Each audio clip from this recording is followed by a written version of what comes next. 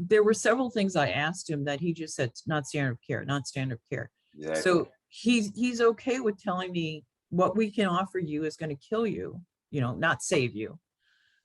But the idea of like, I know that there are some oncologists who work with a patient in terms of like, doing fasting before doing chemo, that kind of thing. This was not that kind of doctor.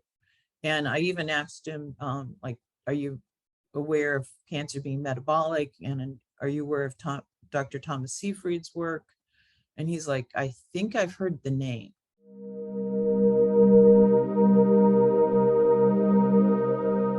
And we're going back to all the doctors, all the medical students in 1932 had these conversations that we're having right now.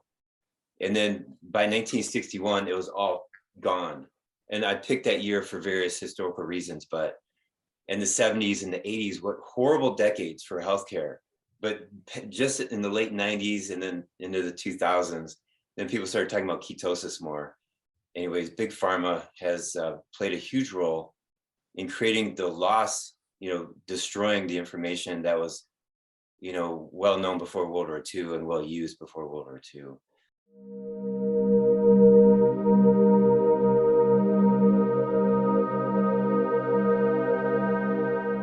So when people get cancer diagnosis and they get the scans, they get the blood tests, and then they reverse it with ketosis, I've had these patients say to me, well, I went back to the doctor, now I'm better, the scans are better, or they're gone, or whatever.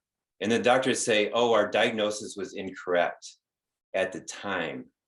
The first year I saw my normal MD that I've gone to for decades, I said, okay, am I supposed to be dead? And she said, yes. And I tried to tell her what I was doing and where I was going. And she seemed concerned that you were ripping me off, that taking advantage of a sick woman. And my thought was, it had been a year at that time, and I was still alive when I wasn't expected to be. The following year, it was, basically, I'm happy you're still alive, keep it up. But it wouldn't do her any good. Her thought is that to know what I was doing, because her patients wouldn't do it anyway.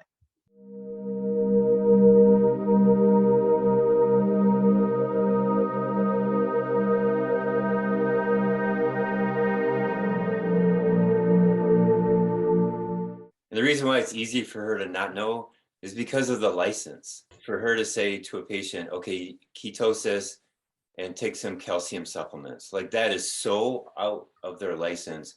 Now she can get in trouble with her board. Her coworkers and associates can make fun of her and say bad things about her. And so she's got to stay totally in line, sort of like.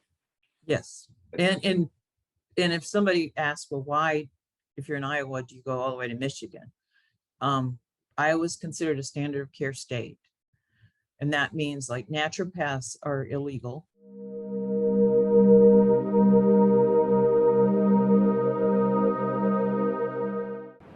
Annotated and summarized, easy to share with loved ones.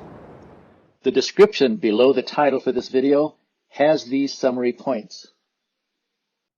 From the website doctorstotrust.com, you can view the summary notes and share or print the PDF of those notes.